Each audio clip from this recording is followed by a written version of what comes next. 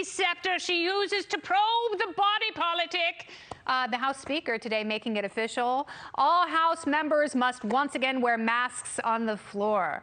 I wish they were those kinky, eyes wide shut kind. Wink, Nance. Many Republicans are furious, but if you question the Speaker's judgment, she thinks you're a moron. Pelosi made the announcement today after the congressional doctor, Conrad Murray, gave her the recommendation, and of course she sided with him.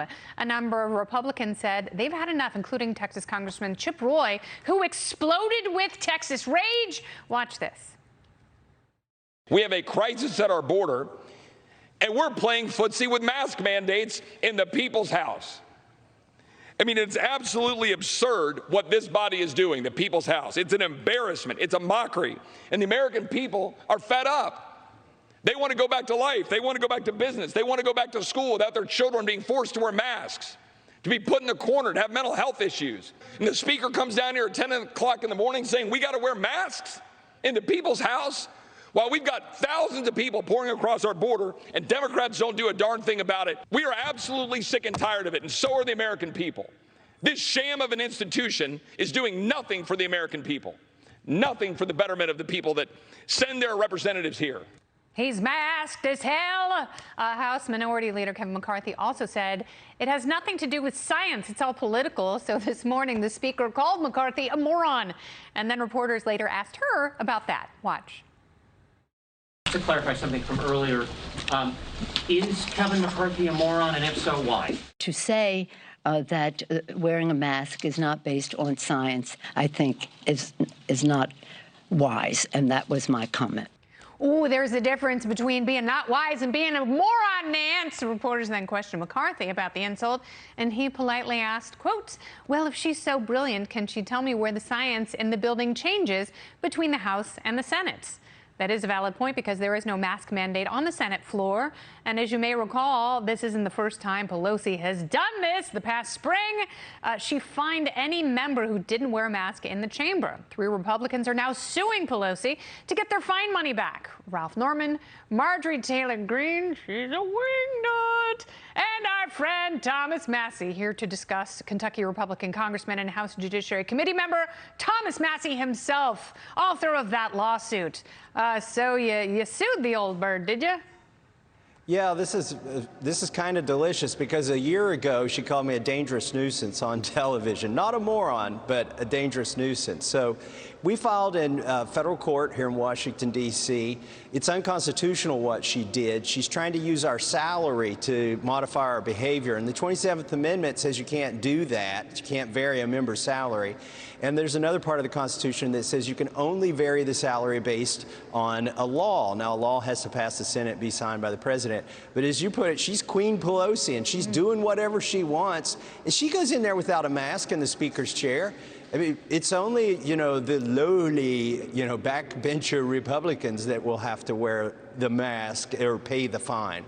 So, but this isn't about us, Kennedy. This is about what's going on in the rest of America. It's not about $500 for 3 congressmen.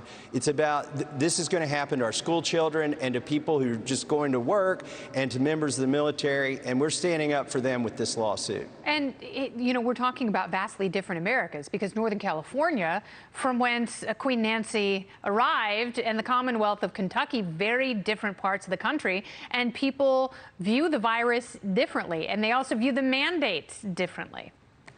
Right, but the virus doesn't view a cloth mask any differently in California or Kentucky or in Washington, D.C. Or between the Senate and the House, does it? That's right. This is the same doctor giving advice for the Senate and the House. Yet how is it we end up with mask fines in the House? It's somewhat ridiculous. And we're ready to take this all the way to the Supreme Court. I don't know if we'll win or lose, but I think we're going to win. And when we do, this is really going to hem in the power of the Speaker to control members using their salary. Because, you do have a point there, that it's one thing to issue a fine, and I'm sure she's within her right to do that, even though these could be arbitrary rules. But how are you supposed to pay the fine traditionally? I mean, should it come out of your paycheck? Well, she could send me a bill to Kentucky, but good luck trying to collect it. She's not going to get it. Another prong of our lawsuit, which is really important, is the First Amendment. She is compelling speech. Kennedy, do you realize the only place they find you in the House of Representatives is in the chamber? As soon as we walk out and leave the chamber and go in the hallways or our offices, there's no fine. It's all about theater, and if you're on TV, you could get fined, but if you're not on TV, you don't. So we have a First Amendment case here, too. She's trying to compel our speech. The mask is a symbol she's trying to make us wear. Who's nuttier, Matt Gaetz or Marjorie Taylor Greene?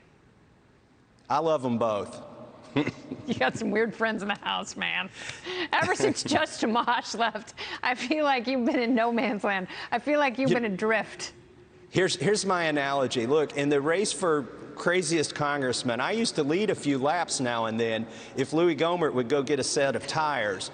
But now I'm struggling to stay on the lead lap, and I'm just drafting behind a lot of these folks. Hey, man, as long as you're on the side of liberty and rationality and the Constitution, I'm fine with it. You know, I'll allow it, but there are some weirdos where you work. By the way, crazy is an endearing term to me up here in Washington, D.C., where everybody that's normal, frankly, is not good for America. Do you think it's problematic that half of Republican Congress people will not disclose whether or not they've been vaccinated? No, I think it's nobody's business. And what I also think is crazy is that they think I should ritually take a needle in my arm on a TV show and demonstrate to people that I'm willing to, take the sacrament. It's almost a religion, but it should be a personal choice and it should be a private choice. I'm not anti-vax, I am vax choice. All right. Well, I choose to not curtail my life because people have chosen to not be vaccinated. So I am sick of these blanket lockdowns and mandates because there are so many people who won't get the jab. I got the jab over and over and over again. I'm about to talk about that. Oh, go ahead. Last word, Congressman. Natural immunity should count for something, and as we're seeing, it's actually more resistant to the variant. Don't go out and get infected, but if you've already survived it and you have proof of antibodies, then, there's a consideration whether you need the jab or not. Yeah, I quit licking doorknobs about a year and a half ago. But, I'm pretty happy where I'm at. Congressman Thomas Massie, thank you so much. Thanks, Kennedy. Woo.